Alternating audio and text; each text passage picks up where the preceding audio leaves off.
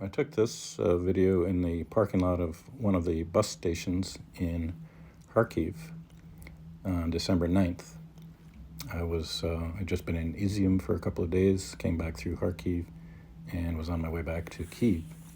But it was one of these slushy, a little bit snowy mornings, and it's been that way a lot since mid-November, and the temperatures haven't really been on a noticeable downward trend. There's been a lot of this weather that's somewhere either just below or just above freezing or right about at the freezing point.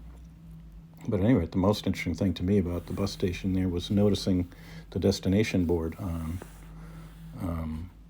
especially the first platform, the first destination sign that I focused on. That's going to come back here in a minute.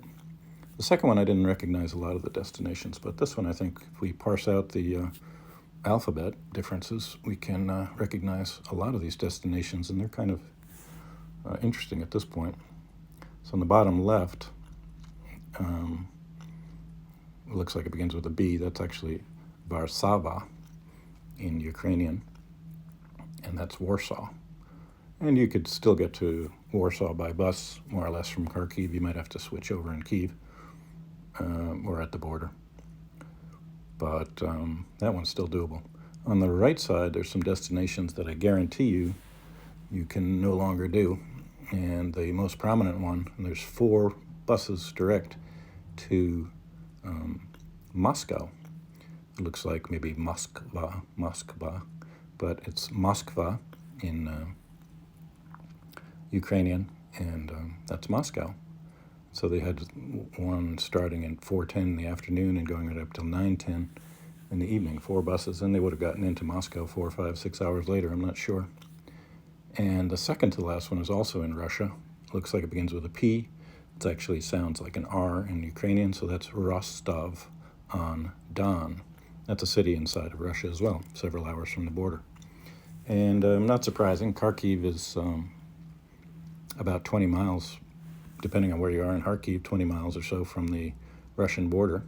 And then the nearest city on the Russian side is another just 20 miles in, and that's Belgorod.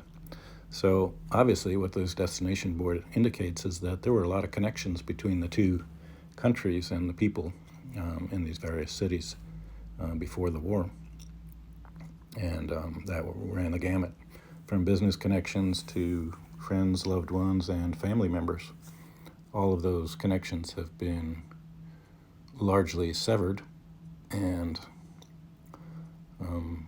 when anybody will be able to take a bus, a train, or a car to visit anywhere from Ukraine into Russia or vice versa in the future is anybody's guess, but it's not going to be for quite a while.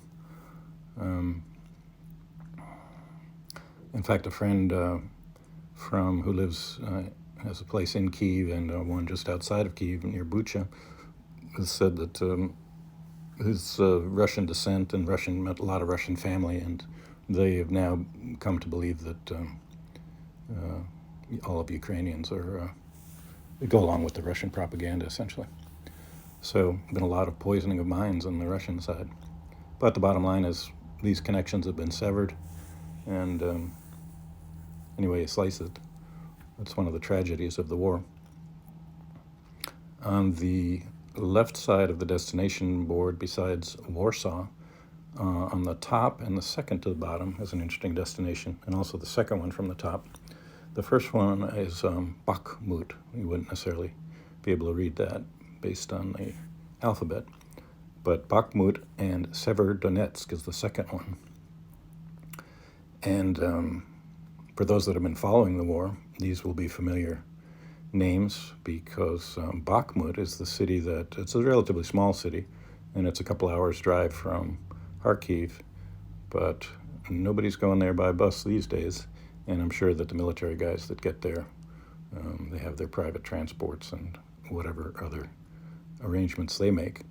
But I looked into it, and you can forget about Bakhmut as a destination from Kharkiv in any hurry, because it's right on the front lines, and the Russians have been pounding away at it for months and months, at least since August, and really have made very little gains and had horrific losses there.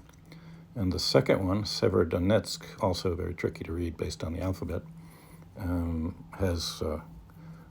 is occupied by it was one of the last cities that Russia could claim any kind of success or advance into, Severodonetsk and Lysychansk. And I think they finally occupied Severodonetsk in late June, just about when I was here, the end of the time that I was here last. And they still occupy Severodonetsk and Lysychansk, but those are, and so they're not going to be bus destinations from Kharkiv anytime soon. Maybe in a few months. That part we don't know. And so it's interesting to see that this destination board has not either been removed or graffitied over or in other ways modified since the beginning of the war. So that was a video from Kharkiv on December 9th, the bus station.